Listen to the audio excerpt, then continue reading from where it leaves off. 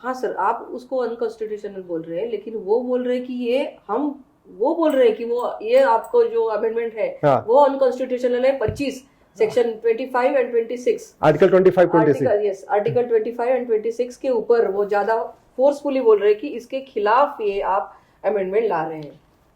देखिए, वो इसलिए बोल रहे हैं कि पहली बात तो भारत में झूठ बोलना अपराध नहीं है।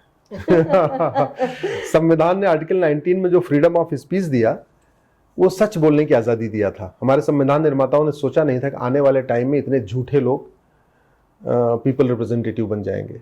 वो उन्होंने कभी सोचा ही नहीं था। तो संविधान सच बोलने का अधिकार देता, लेकिन वो फ्रीडम ऑफ स्पीच में लोग उसको झूठ बोल रहे हैं। आर्टिकल 25-26 क्या है पहले समझिए। आर्टिकल 25 ये कहता है, subject to public order, health and morality, you have the right freedom of religion. आपको अपना रिलीजन मानने की आज़ादी है, लेकिन सब्जेक्ट टू पब्लिक ऑर्डर, मतलब आप कोई अनैतिक काम नहीं करेंगे, ऐसा कोई रिलीजन मानने में काम नहीं करेंगे जिससे पब्लिक ऑर्डर डिस्टर्ब हो जाए, किसी का हेल्थ खराब हो जाए, ऐसा कोई काम नहीं करेंगे। इसलिए बहुत सारी PIL है जो जब हमने PIL किया, हमने 3 तलाक चैलेंज किया, ये लोग चिल्लाते रहे आर्टिकल 25 हमारा फंडामेंटल राइट है। मतलब ये तो हलाला को भी अपना फंडामेंटल राइट मानते हैं, 4 शादी को भी फंडामेंटल राइट मानते हैं, सारी जितनी इनकी कुरीतियां हैं सबको आर्टिकल 25 में कहते हैं तो हमारा कवर हो रहा है, जबकि ऐसा नहीं है। आर्टिकल 25 रीतियों का अधिकार देता है, कुरीतियों का नहीं। आर्टिकल 25 प्रथा का अधिकार देता है, कुप्रथा का नहीं। आर्टिकल 25 धर्म का अधिकार देता है, धर्मांतरण का नहीं। अच्छा, हाँ, ये तो सब आर्टिकल 25 में इन लोगों की कहानी पूरी चल रही है। हमने इसको चैलेंज किया है, हाल ही मेरी धर्मांतरण पे भी मेरी PIL चल रही है सुप्रीम कोर्ट में।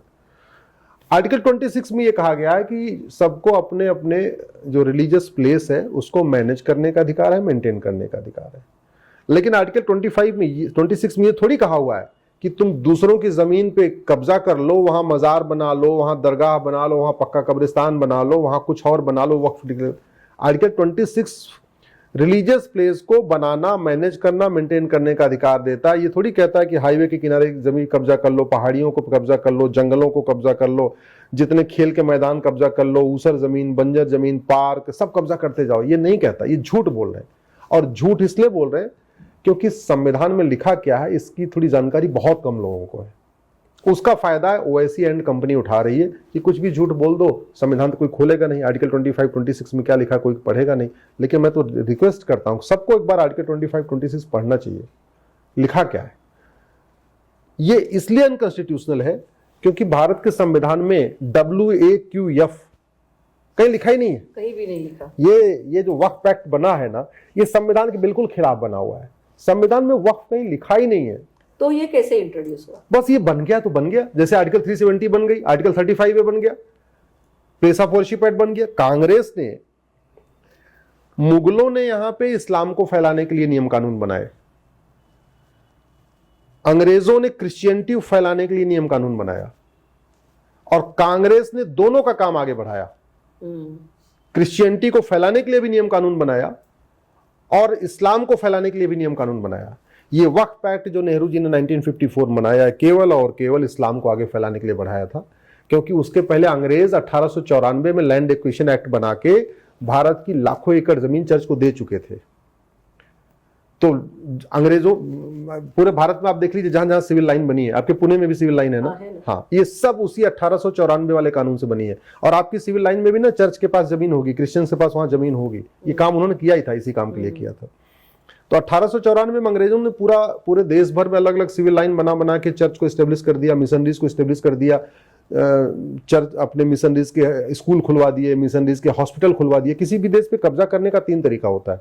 वहां एक कम्युनिटी का आप रिलीजियस प्लेस बनवाते जाइए, उनके हॉस्पिटल खुलवाते जाइए, उनके स्कूल खुलवाते जाइए, तो उनका वो प्रमोशन होता गया, प्रोपोगेशन। अल्टीमेटली चर्च में और आज की डेट में जो मिशनरी स्कूल है, हॉस्पिटल है, वहां पे धर्मांतरण भी बड़ा तेजी के साथ होता है। नेहरू जी ने फिर क्या किया, 1954 बनाया, बाद में बदला है। वक्फ जैसा शब्द भारत के संविधान में नहीं है। संविधान में जो शब्द यूज किया है वो चैरिटी और एंडाउमेंट, हिंदी में कहेंगे दान और धर्मस्थल। तो संविधान में जो भी कानून बनना चाहिए वो जेंडर न्यूट्रल होना चाहिए, रिलीजन न्यूट्रल होना चाहिए। तो अगर चैरिटी लिखा है तो यानी यूनिफॉर्म चैरिटी कोड बनना चाहिए। हिंदी में कहेंगे समान दान संहिता। संविधान में लिखा हुआ है इंडाउमेंट, इसका मतलब यूनिफॉर्म इंडाउमेंट कोड होना चाहिए। हिंदी में कहेंगे समान धर्मस्थल संहिता। संविधान में प्रॉपर्टी लिखा हुआ है, यानी यूनिफॉर्म प्रॉपर्टी कोड होना चाहिए, समान संपत्ति संहिता। संविधान में कहीं वक्फ जैसा और मजहब के आधार पे, विभाजन मजहब के आधार पे हुआ, फिर उसके बाद मजहब के आधार पे कैसे हो जाएगा? भारत में 18 से ज्यादा ट्रिब्यूनल चल रहे हैं, एक भी ट्रिब्यूनल मजहब के आधार पे नहीं चल रहा, केवल वक्फ ट्रिब्यूनल मजहब के आधार पे है। आपका इन्वायरमेंट के लिए एनजीटी है, जेंडर न्यूट्रल है, रिलीजन न्यूट्रल है। इनकम टैक्स के लिए अपना ट्रिब्यूनल है, जीएसटी के लिए अपना ट्रिब्यूनल है, ऐसे अलग अलग ट्रिब्यूनल चल रहे हैं, सब जेंडर न्यूट्रल, रिलीजन न्यूट्रल। केवल 2 कम्युनिटी को संविधान में छूट दिया है, एक महिलाओं और बच्चों के लिए दिया है, एक SC ST के लिए दिया है। महिलाओं बच्चों के लिए अलग से आप मंत्रालय बना सकते हैं, अलग से आप आयोग बना सकते हैं, अलग से उनके लिए योजना बना सकते हैं, अलग से उनके लिए बजट एलोकेट कर सकते हैं। ये कॉन्स्टिट्यूशन का आर्टिकल 15 कहता है। ऐसे आर्टिकल 46 में आप SC ST के लिए अलग से मंत्रालय बनाइए, अलग से कमीशन बनाइए, अलग से उनके लिए ट्रिब्यूनल बनाइए, अलग से उनके लिए बजट एलोकेट करिए, सब कुछ अलग से कर सकते हैं। 2 ही कम्युनिटी, तीसरे किसी को इसमें छूट नहीं दी हुई है। वक्फ बोर्ड ये जेंडर न्यूट्रल नहीं है, वक्फ ट्रिब्यूनल भी रिलीजन न्यूट्रल नहीं है, ये एक मजहब के लिए बना है। इसलिए मैं कह रहा हूं ये अनकॉन्स्टिट्यूशनल, पूरी तरीके से अनकॉन्स्टिट्यूशनल है। आप अनकॉन्स्टिट्यूशनल भी बोलते हैं, और मैंने एक आपके वीडियो में देखा था कि अन इस्लामिक और अन कुरानिक भी बोलते हैं आप। तो ये क्या है? ये क्या है? मतलब हमेशा बाकी ओएसी और बाकी लोग तो बोलते हैं कि ये इस्लाम के तहत है, वक्फ है, ये इतना अच्छा उसका बैकग्राउंड है। वो बहुत झूठ बोल रहे हैं। लेकिन आप बोलते हैं कि ये इस्लाम में नहीं वैसे है, कुरान में नहीं है। कहते हैं कि मुस्लिम्स को झूठ नहीं बोलते, मुस्लिम पाक होते हैं, मुस्लिम नेक होते हैं, जो ईमान वाला है उसी को मुसलमान कहते हैं, ऐसी बातें कही जाती हैं। लेकिन ओवैसी से बड़ा झूठा आदमी मैंने देखा नहीं भारत में। सुबह से लेकर शाम तक मिसलीड करना, झूठ बोलना, गुमराह करना। ओवैसी को कॉन्स्टिट्यूशन पता है, अच्छे वकील है वो, ये मैं जानता हूं। लेकिन अच्छे वकील का मतलब थोड़ी कि झूठ बोलना, अरे वकालत का मतलब सच बोलना भी होता है। वकालत का मतलब थोड़ी कि देश विरोधी काम करना, वकालत का मतलब देश से प्रेम करना भी होता है। हमने भी वकालत किया है। अन कुरानिक क्यों है और अन इस्लामिक क्यों है, आप समझिए। जो हदीस में लिखा हुआ है, ये हम अपनी बात कर लेते हैं। हम दान करते हैं तो दान में क्या करते हैं? कैश दान करते हैं। कुछ लोग गाड़ी वाड़ी भी, कार वार, वैन, एम्बुलेंस डोनेट करते हैं। कुछ लोग जमीन दान करते हैं। क्या मुझे अगर जमीन दान करना है तो आपकी जमीन पर मैं कब्जा करके दान कर सकता हूं क्या? बिल्कुल नहीं। मुझे कैश अगर डोनेट करना है तो आपकी पर्स मार के, आपका मैं पर्स छीन के उसको डोनेट कर सकता हूं क्या? नहीं। मुझे अगर कार दान करना है तो आपकी कार थोड़ी चोरी कर लूं, आपकी कार रात को चुरा ले जाऊं, उसको दान कर दूं, ये थोड़ी कर सकता हूं। शब्द जो यूज किया है कि जो भी आपको वक्फ करना है वो पाक होना चाहिए, हलाल होना चाहिए और नेक तरीके से कमाया होना चाहिए। इसका मतलब कि हमारी जो पुश्तैनी जमीन है और हमारे पिताजी दादाजी ने जो नेक तरीके से, ईमानदारी से, मेहनत से कमाया, वो जमीन हम दान कर सकते हैं। या हमने अगर कोई ईमानदारी मेहनत से जमीन कमाया, उसको हम दान कर सकते हैं, उसी को वक्फ कह सकते हैं। तो मुस्लिम भी, ये फार्मूला सबके लिए है, मुस्लिम पे यही फार्मूला होता है। जो आप जमीन वक्फ कर रहे हैं वो पाक होनी चाहिए, जायज तरीके से कमाना चाहिए, मेहनत ईमानदारी से कमाना चाहिए और खुद की होनी चाहिए या पुश्तैनी होनी चाहिए। वो बार बार जो डीएम के पास जाने का विरोध कर रहे हैं क्योंकि उन्होंने दान किया ही नहीं है, वो अवैध कब्जा करके बैठे हुए हैं। अब इस्लाम की जो डेफिनेशन है उसके हिसाब से मुगलों की प्रॉपर्टी वक्फ हो ही नहीं सकती है। मुगलों को, उनके नवाबों को, उनके निजामों को, उनके जागीरदारों को, उनके जमींदारों को वक्फ करने का अधिकार ही नहीं। क्यों? क्योंकि जितने भी मुगल थे, बाबर, हुमायूं, तुगलक, गजनी, गोरी, जितने भी, खिलजी, ऐबक जो भी हैं, वो अपने गांव से कोई जमीन लेके थोड़ी आए थे। वो तो यहां आए, उन्होंने हत्या किया, बलात्कार किया, आगजनी करवाया, गांव के गांव खाली करवाए, उस पर कब्जा कर लिया। तो वो जमीन तो नापाक हो गई, वो जमीन तो हराम हो गई, वो जमीन जायज हुई नहीं, वो जमीन हलाल हुई नहीं। तो फिर आप उसको दान कैसे कर सकते हैं? इसलिए इस्लामिक कुरान के हिसाब से और हदीस के हिसाब से मुगलों, निजामों, उनके नवाबों, उनके जागीरदारों, उनको जमींदारों को वक्फ का अधिकार ही नहीं था। अब आते हैं हम आजादी के बाद। आजादी के समय भारत में वक्फ बोर्ड के पास 45,000 एकड़ या 50,000 एकड़ मान लीजिए। आज के देश में भारत के पास, वक्फ बोर्ड के पास 10 लाख एकड़, यानी लगभग 9.5 लाख एकड़ जमीन बढ़ गई पिछले 75 साल में। ओवैसी साहब के परिवार ने वक्फ किया नहीं। या तो आप जेपीसी में एक बार आप पूछ लेना भैया आपके परिवार ने कितना वक्फ किया बताओ। बुखारी की फैमिली ने कोई वक्फ किया नहीं, मदनी की फैमिली ने कुछ वक्फ किया नहीं, दुरानी की फैमिली ने कोई वक्फ किया नहीं। ये मैं जो नाम क्यों ले रहा हूं आपको बताऊं, बड़े बड़े नाम। क्योंकि भारत में 99% जो मुस्लिम है वो कन्वर्टेड हिंदू है। इनको मैं मुस्लिम कहता भी नहीं, इसलिए मैं उनके लिए जो वर्ड यूज करता हूं कन्वर्टेड हिंदू। अरब वाले भी जो भारत के 99% मुस्लिम उनको कन्वर्टेड हिंदू ही कहते हैं, उनको हिंदू कहते हैं एक्चुअली। केवल 1% लोग हैं जो वास्तव में मुसलमान हैं, जो बाहर से आए, जैसे बुखारा से बुखारी साहब आए, दुरान से दुरानी साहब आए, मदीना से मदनी आए, ओवैसी साहब भी ईरान से आए, अफगानिस्तान से आए, ये फैमिली वहां से आई, कुछ पठान आए अफगानिस्तान से आए, ये लोग हैं मुस्लिम। अदरवाइज तो सब यहीं के कन्वर्टेड लोग हैं। अब जो यहां के कन्वर्टेड है, जिनको तलवार के दम पे कन्वर्ट किया गया, जो पहले नापाक लोग थे उनको तलवार पे कन्वर्ट किया, उनको भी देने का अधिकार नहीं है जमीन। वो कैसे दे देंगे? उनकी जमीन जबरदस्ती आपने कब्जा करके आप कह रहे हो वक्फ है, दिया, कैसे होगा? वो भी तलवार के दम पे किया। सच्चर कमेटी कहती है और बाकी ओवैसी खुद भी कहते हैं कि भाई मुसलमानों की हालत दलितों से बदतर है। जब मुसलमानों की हालत दलितों से बदतर है और मुसलमानों के पास रोटी कपड़ा मकान की व्यवस्था नहीं है, तो वक्फ कैसे करेंगे वो? और ये इस मामले में ओवैसी की बात मानता हूं, क्योंकि पिछले 10 साल में 2014 के बाद से जब मोदी जी प्रधानमंत्री बने हैं, मैंने सारी योजनाओं को एनालिसिस किया।